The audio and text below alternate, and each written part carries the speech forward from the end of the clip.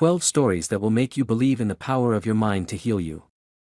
I'm going to tell you a few true stories that will demonstrate to you how powerfully the mind affects your physiology. 1. Mr. Right. As reported by Bruno Klopfer in the Journal of Projective Techniques in 1957, Drive West was treating Mr. Right, who had an advanced cancer called lymphosarcoma. All treatments had failed, and time was running out. Mr. Wright's neck, chest, abdomen, armpits, and groin were filled with tumors the size of oranges, his spleen and liver were enlarged, and his cancer was causing his chest to fill up with 2 quarts of milky fluid every day, which had to be drained in order for him to breathe. Drive West didn't expect him to last a week. But Mr. Wright desperately wanted to live, and he hung his hope on a promising new drug called Herbalism. He begged his doctor to treat him with the new drug, but the drug was only being offered in clinical trials to people who were believed to have at least 3 months left to live. Mr. Wright was too sick to qualify. But Mr. Wright didn't give up. Knowing the drug existed and believing the drug would be his miracle cure, he pestered his doc until Drive West reluctantly gave in and injected him with Herbalism on a Friday. To his utter shock, the following Monday, Drive West found his patient walking around out of bed. Mr. Wright's tumor masses had melted like snowballs on a hot stove and were half their original size. 10 days after the first dose of Herbalism, Mr. Wright left the hospital, apparently cancer-free. Mr. Wright was rockin' and rollin', praising Herbalism as a miracle drug for 2 months until the scientific literature began reporting that Herbalism didn't seem to be effective. Mr. Wright, who trusted what he read in the literature, fell into a deep depression, and his cancer came back. This time, Drive West, who genuinely wanted to help save his patient, decided to get sneaky. He told Mr. Wright that some of the initial supplies of the drug had deteriorated during shipping, making them less effective, but that he scored a new batch of highly concentrated, ultra-pure Herbalism, which he could give him. Of course, this was a bold-faced lie. Drive West then injected Mr. Wright with nothing but distilled water. And a seemingly miraculous thing happened, again. The tumors melted away, the fluid in his chest disappeared, and Mr. Wright was feeling great again for another 2 months. Then the American Medical Association blew it by announcing that a nationwide study of Herbalism proved that the drug was utterly worthless. This time, Mr. Wright lost all faith in his treatment. His cancer came right back, and he died 2 days later. 2. The Hexed Girls.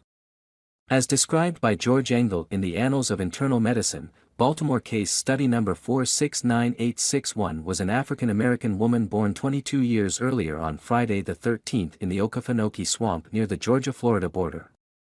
She was the third of 3 girls delivered that day by a midwife who proclaimed that all 3 girls, born on such a fateful day, were hexed. The first, she announced, would die before her 16th birthday. The second would not survive her 21st. And the patient in question was told she would die before her 23rd birthday. The first 2 girls died within 1 day of their 16th and 21st birthdays, respectively. The third woman, terrified that she would die on her 23rd birthday, showed up at the hospital the day before her birthday, hyperventilating. Soon afterwards, before she turned 23, she died, proving the midwife's predictions correct. 3. The Blind Women of Khmer Rouge. As described in Harrington's The Cure Within, 200 cases of blindness were reported in a group of Cambodian women forced by the Khmer Rouge to witness the torture and slaughter of those close to them, particularly the men in their lives. Examination of these women found nothing physically wrong with their eyes. The conclusion those trying to help them came to was that by being forced to view the unbearable, they had all cried until they could not see. 4. Multiple personalities with different health issues. Anthony Robbins' Unlimited Power, The New Science of Personal Achievement describes a case of a psychiatric patient with a split personality. One of her personalities was diabetic, while another was not. Her blood sugars would be normal when she was in her non-diabetic personality, but then when she shifted into her diabetic alter ego, her blood sugars rose, and all medical evidence demonstrated that she was diabetic. When her personality flipped back to the non-diabetic counterpart, her blood sugars normalized. Psychiatrist Bennett Braun, author of The Treatment of Multiple Personality Disorder, describes the case of Timmy, who also had multiple personalities. One personality was allergic to orange juice, and when this personality drank orange juice, Timmy would break into blistering hives. However, another personality was able to drink orange juice uneventfully.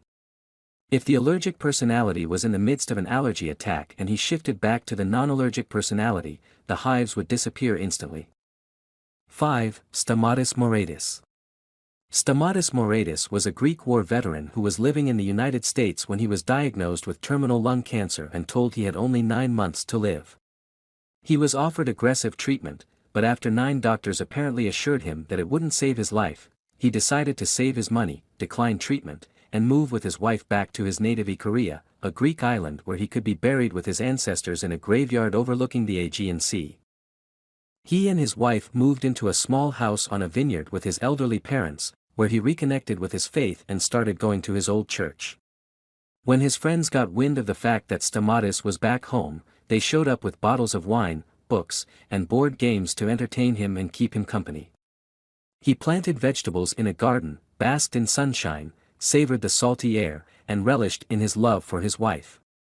6 months passed, and not only did he not die, he was actually feeling better than ever. He started working in the untended vineyard during the day, making himself useful, and in the evenings, he'd play dominoes with friends. He took a lot of naps, rarely looked at a watch, and spent a lot of time outdoors. At one point, 25 years after his diagnosis, Stamatis went back to the United States to ask his doctors what had happened. Apparently, the doctors were all dead. Stamatis finally died this year in Ikaria. He was 102 years old. 6. Anita Moorjani. In her book Dying to Be Me, My Journey from Cancer, to Near Death, to True Healing, Anita Moorjani tells the story of how she was dying of stage 4 lymphoma when she experienced the classic white light near-death experience many have described. As she traveled to the other side, she was able to look down upon her loved ones, even though some of them were not in the same room with her. Her heart was filled with a feeling of profound unconditional love.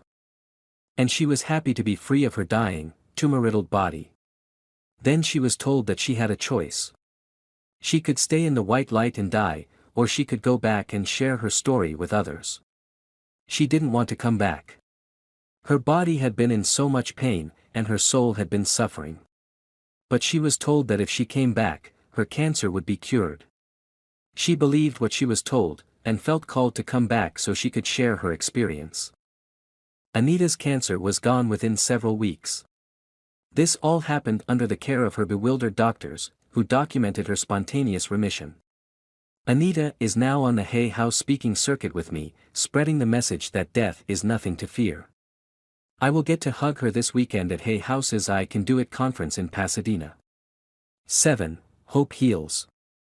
As described by Dr. Bernie Siegel in Love, Medicine and Miracles, a chemotherapy regimen called EPIC was being studied in a research protocol for efficacy. Most of the study centers were reporting consistent results, some benefit from the chemotherapy, but nothing earth-shattering. But one study center was getting dramatically better results. So the research team investigated. What were they doing differently? Turns out the doctor in the center with better results had renamed the chemotherapy regimen. Instead of telling his patients they were getting EPIC, he rearranged the letters and dosed them with hope. 8. Fake surgery heals knees. In an article in the New England Journal of Medicine, Dr. Bruce Moseley, an orthopedic surgeon renowned for the knee surgeries he performed on people with debilitating knee pain, reported about a brilliant study he designed to prove that his signature knee surgery was more effective than others. The patients in one group of the study got Dr. Moseley's famous surgery. The other group of patients underwent an elaborately crafted sham surgery, during which the patient was sedated. 3 incisions were made in the same location as those getting the real surgery, and the patient was shown a pre-recorded tape of someone else's surgery on the video monitor. Dr. Moseley even splashed water around to mimic the sound of the lavage procedure. Then he sewed the knee back up without actually doing anything. As expected, 1/3 of the patients getting the real surgery experienced resolution of their knee pain. But what really shocked the researchers was that those getting the sham surgery had the same result. In fact, at one point in the study, those getting the sham surgery were actually having less knee pain than those getting the real surgery, probably because they didn't undergo the trauma of the surgery. What did Dr. Mosley's patients think about the study results? As one World War II veteran who benefited from Dr. Mosley's placebo knee surgery said, "The surgery was 2 years ago and the knee has never bothered me since. It's just like my other knee now." 9. Fake surgery heals chest pain. In the past, ligation of the internal mammary artery in the chest was considered standard treatment for angina. The thought was that, if you blocked blood flow through the internal mammary artery in the chest, you'd shunt more blood to the heart and relieve the symptoms people experience when they're not getting enough coronary blood flow. Surgeons performed this procedure for decades, and almost all of the patients experienced improvement in their symptoms. But were they really responding to the ligation of the internal mammary artery? Or were their bodies responding to the belief that the surgery would be helpful? On a quest to find out the answer, one study compared angina patients who got their internal mammary arteries ligated with patients who underwent a surgical procedure during which an incision was made on the chest wall, but the artery itself was not ligated. What happened?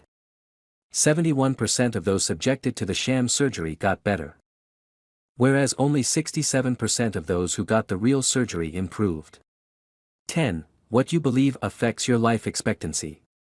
Researchers in San Diego examined the death records of almost 30,000 Chinese Americans and compared them to over 400,000 randomly selected white people. What they found was that Chinese Americans, but not whites, die significantly earlier than normal, by as much as 5 years, if they have a combination of disease and birth year which Chinese astrology and Chinese medicine consider ill-fated.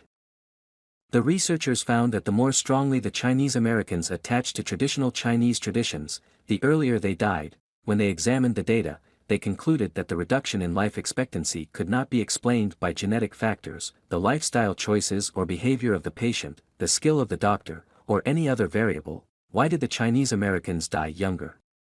The researchers concluded that they die younger not because they have Chinese genes, but because they have Chinese beliefs. They believe they will die younger because the stars have hexed them. And their negative belief manifests as a shorter life. 11. Generosity is potent medicine. After 9 heart surgeries, Andy Mackey's doctors had him on 15 medications, but the side effects made him miserable. So he decided to stop all his medications and spend his remaining days feeling as good as he could. His doctor said he would die within a year, so Andy decided to do something he had always wanted to do. He decided to use the money he would have spent on his heart medicines to buy 300 harmonicas for children, with lessons. And when he didn't die the next month, he bought a few hundred more. 13 years and 20,000 harmonicas later, Andy Mackey finally passed away. 12. The mind affects hair growth. 30% of patients who thought they were getting chemotherapy but were actually getting nothing but saline lost their hair. And bald men in the Rogaine trials who were getting nothing but sugar pills grew hair. Go figure. Still not convinced? I have zero attachment to converting skeptics of mind-body medicine into believers. I'm just a curious scientist who can't ignore the evidence that the mind is more powerful than we yet understand. If you're curious like me, read more evidence of the mind's power to heal the body and mind over medicine, scientific proof that you can heal yourself. My book Mind Over Medicine, Scientific Proof That You Can Heal Yourself is full of data scientifically proving that the mind can heal, or harm, the body, but data can be dry, and sometimes what resonates most deeply within our souls are stories. So sit back, grab a cup of tea, and let's have story time. Operator, if you like our article, give Conscious Reminder a thumbs up, and help us spread love light. Operator.